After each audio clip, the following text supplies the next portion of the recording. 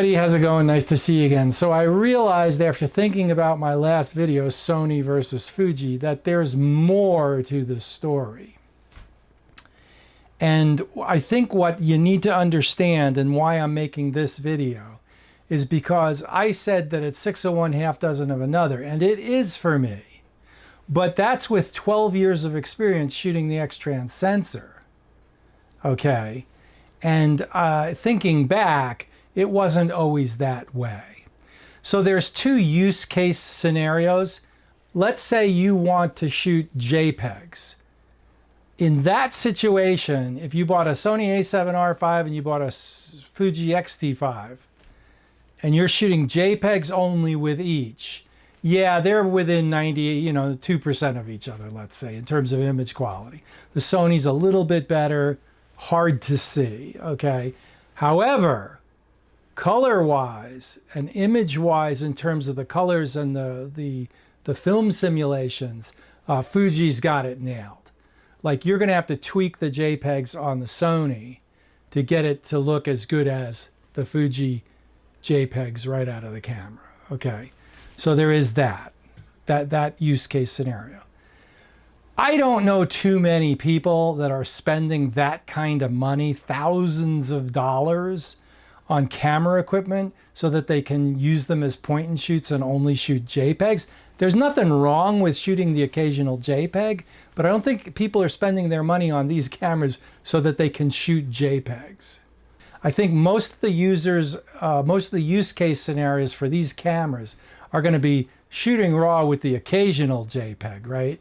I will say this, shooting weddings, I would shoot RAW plus JPEG and I would deliver the JPEGs and only go to the RAWs if somebody ordered a 16:20 or larger print and I needed the ultimate image quality. It's kind of where I am today with both cameras as it is, but okay, that's a tangent. Now let's talk about the RAW case scenario.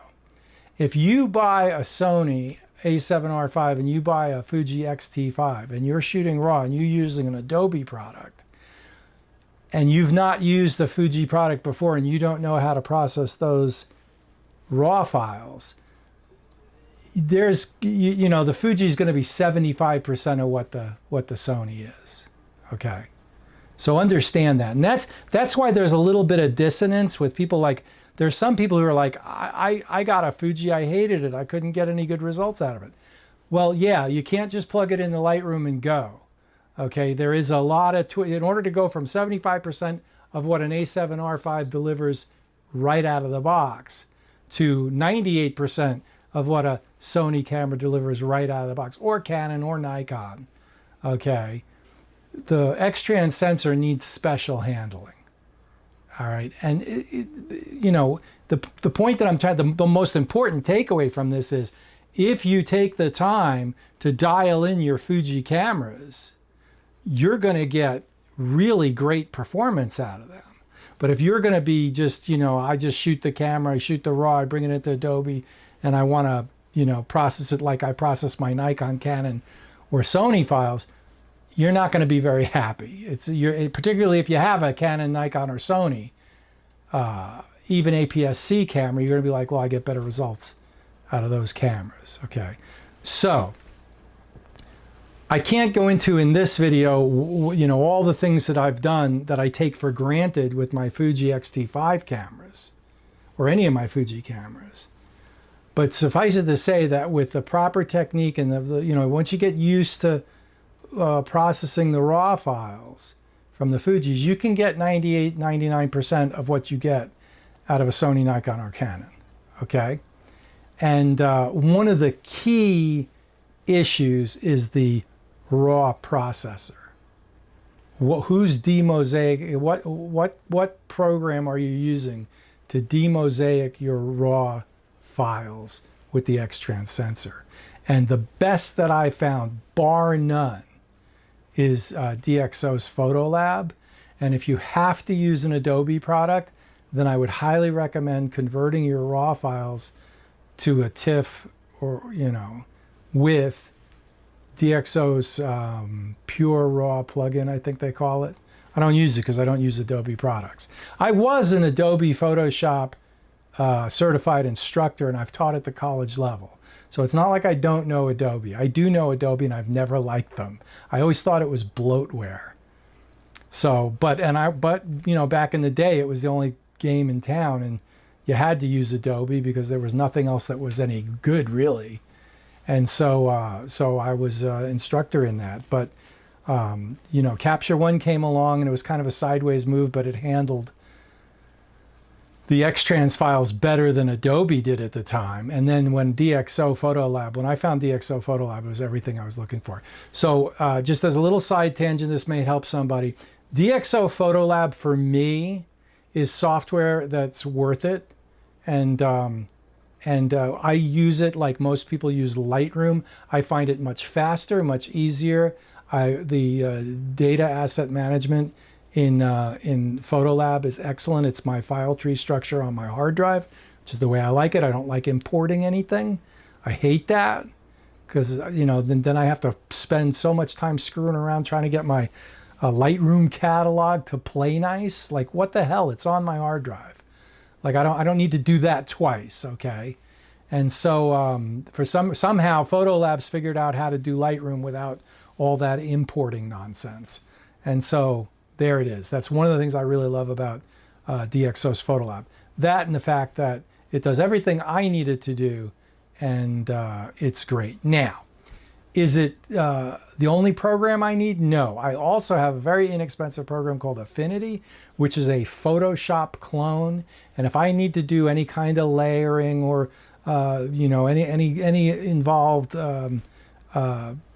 post-processing, which I rarely ever do, I go to Affinity Photo. And it's so inexpensive, it's worth having. So with those two programs, I have Lightroom and Photoshop and all the capabilities I could ever want. And they both work great, and they complement each other. I use DxO Photolab 95% of the time. 5% of the time I go to Affinity Photo.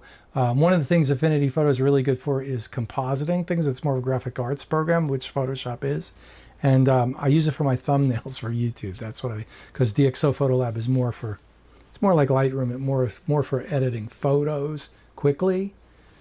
Anyway, so so that's one of the things I thought was really important to add to that other video, is that Sony and Fuji are very close to each other, but the Fujis require a lot more understanding and effort to get to that level.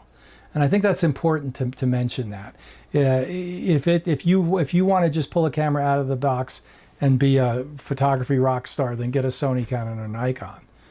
And that's what a lot of people are doing these days. I mean, you know, but if you want, I mean, or you could just buy a Fuji and shoot JPEGs. I mean, there's whole careers, there's whole YouTube careers that have been done that way. So, and if there hasn't, there should be, because anyway, don't get me started. So there it is. I hope that clarifies the situation a little bit. Yeah, it's 6 of one, half dozen of another, but the Fujis require a lot more effort and understanding and study and special programs, if you want to consider it like DxO Photolab a special program. I think it's better than Lightroom anyway. But I mean, let me put it this way. Now, when I shoot my Sony cameras, I still use DxO Photolab. It does a great job. The real important thing to understand in DxO Photolab, what the difference is, and I mentioned this briefly in the other video, is there's a global lens sharpness in addition to unsharp mask. And with the Fuji files, it's really important to use that global lens sharpness, because they need them to bring them up to that resolution level. Whereas something like A7CR or A7R5, I don't turn that on at all. And I use very light unsharp mask, and I'll add grain and things like that to soften the images out of the Fujis, because to soften the images out of the Sonys, because sometimes they're too sharp. So it's that kind of a thing. With the Fujis, I'm pushing them right to the level, right to the limits, and with the Sony, it's like way above where I need it, and sometimes I have to bring it down. So there's 6 of one, half dozen another, but they are different. Okay, and so I thought it was important to make this clarification video. So if you like this kind of waffle and you thought it was interesting, please subscribe. Number one thing you can do to help out a small channel and to diversify YouTube instead of getting all that AI crap that seems to be inundating us. It's kind of really hard to watch YouTube these days and find anything interesting to watch that's actually real without some AI nonsense or, you know, or slick, polished, whatever. So, I mean, this is as polished as this channel's gonna get. So it's keeping it real, right? So please subscribe. That would be wonderful. I'd really appreciate that. And as always, have a great one, and we'll see you out there.